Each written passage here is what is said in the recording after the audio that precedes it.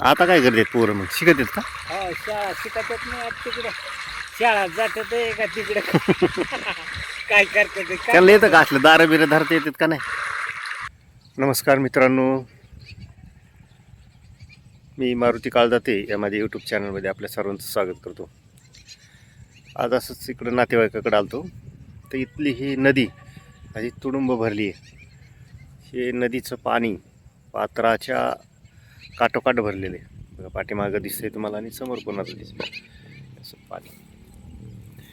इथला ऊस सध्या मशीन आल्यात, ऊस कटिंगच्या ज्या मशीन आल्यात त्यांनी हा ऊस काढलेला आहे. त्याच्यामुळे मोकळं झालेलं शेत आणि हे पहा, हे मोकळं झालेलं शेत, हा बांध आणि हे पाणी एकाच फ्रेममध्ये.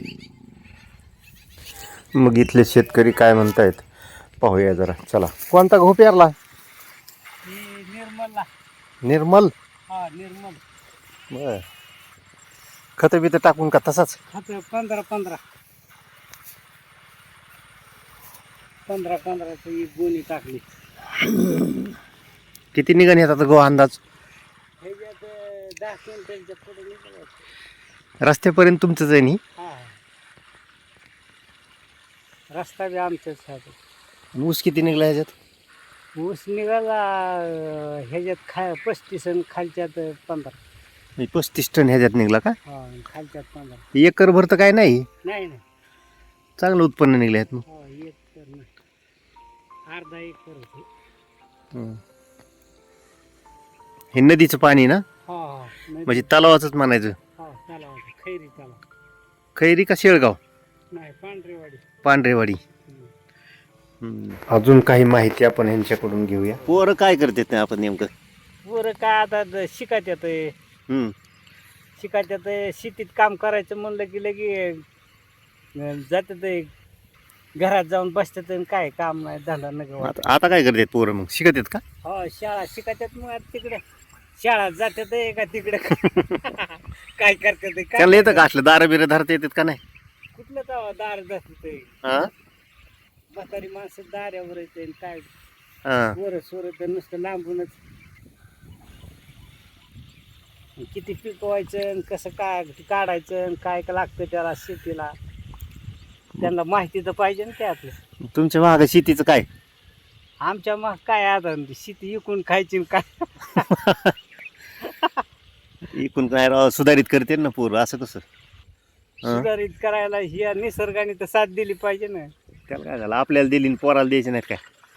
हा, अरे ती कठीण आहे भाऊ. लय पैसे. आता आमच्या इकडं केळीचं बाग सारी लोक 5 रुपये किलोने केळी चालली. त्याचा वर्षाचा नफा बी लांबच राहिला. त्यांनी जेवढं पैसे खर्चले भांडवल तेवढं सुद्धा निघाणार त्याला. परिस्थिती आहे तशी. हो खताला आणि ह्याला मजुरी गेली पैसेच निघत. नाही ह्या वर्षी भाव कमी झाला.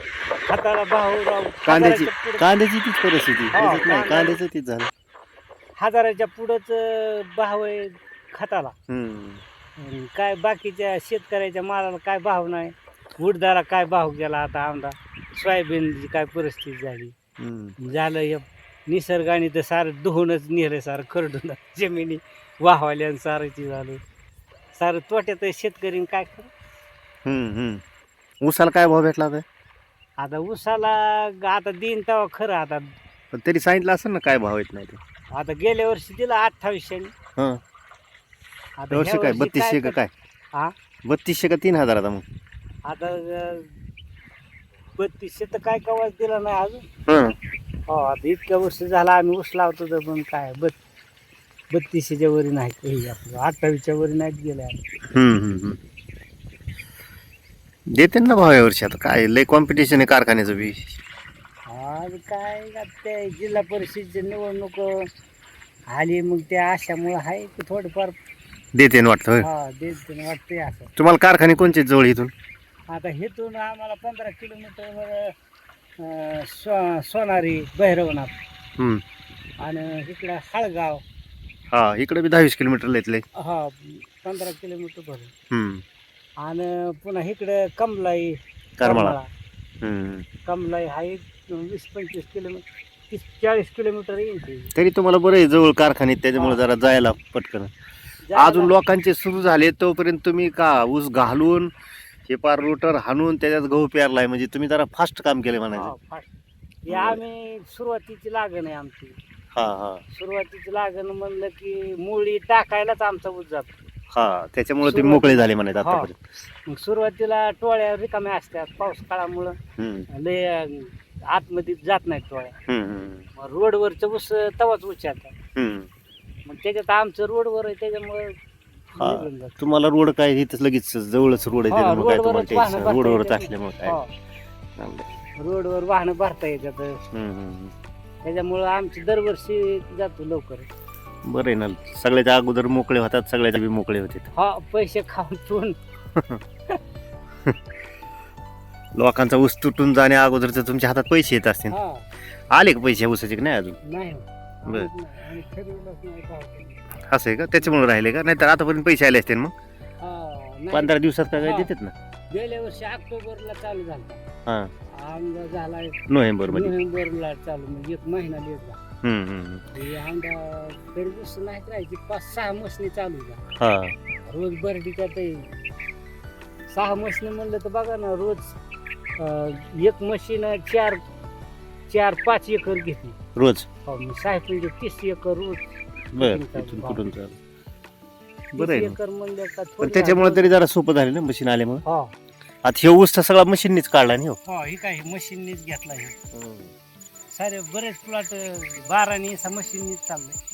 75% मशीननीच गेलं हा. म्हणे. काय ही मुकदमाने पैसे दिले की 4-2 पोयट हवाली करतात आणि बाकीचं पोयट जातात पळून. त्याच्यामुळे मुकदमात अवघड झाले. का अवघड नाही त्याला. हळूहळू त्याच्यामुळे आता मशीनीचीच कामं वाटते. हा, मशीन. मग आमच्यात गेल्या वर्षी जवळजवळ 2 कोटीला गाव झोपलं. 10 टोळ्या आल्याच नाही, पैसे घेऊन गेली. आणाय गेलं तर तिकडे जीव मारायची पाहिजे. तुमच्या त्या डोक्याचं काहीतरी झालं म्हणते. डोक्याने बी ती काय हिथं टोळी आली. एक दिवस ऊस तोडला, संध्याकाळी गेली कोपीवर. आता मालक गेला घरी झोपायला.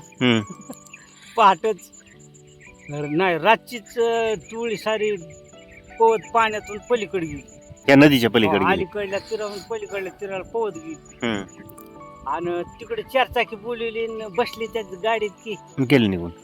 सकाळच्या पारी मालक जाऊन बघत आहे फडात. त्यांनी फोन केला त्या मुकादमाला, अरे टोळी कुठं गेली? ते म्हणलं थांब बघून येतो. गेलाय बघायला तर काय नुसती फाटकी कपडे आणि ही सरपण ती तिथं थोडी. टोळी कुठली आणली त्यांनी? ती पुसदवाल्यांची. हा का? पुसदवाल्याच्या टोळ्यांनी लई धोका दिला. विदर्भातली. हा, विदर्भ म्हणून. त्यांनी नीटच केलं. आणि त्यांचं काय आधार कार्ड नाही, त्यांना काहीच नाही, त्यांची ओळख नाही, त्यांचं काहीच नाही. कशाच्या ह्याच्यावर त्यांना धरायचं आणि काय करायचं, काहीच करायचं. अवघड आहे ते. अवघड काय, साधं नाही, अवघड झालं. सारी लॉस मध्ये गेली सारी. आमचा 5-6 मिसनी इथं चिंचवड. आणि मग मित्रांनो, तुम्हाला जर असं शेतीतल्या काही गोष्टी जाणून घ्यायला किंवा शेतीतले काही उत्पन्न पाहायला, शेतीतल्या पिकं पाहायला आपल्याला आवडत असेल तर माझ्या चॅनलला नक्की आपण सबस्क्राईब करा, लाईक करा आणि सपोर्ट देत जा. म्हणजे आपल्यापर्यंत मला अनेक व्हिडिओ पाठवण्याची प्रेरणा मिळेल, उत्साह राहील अशी आपणास विनंती.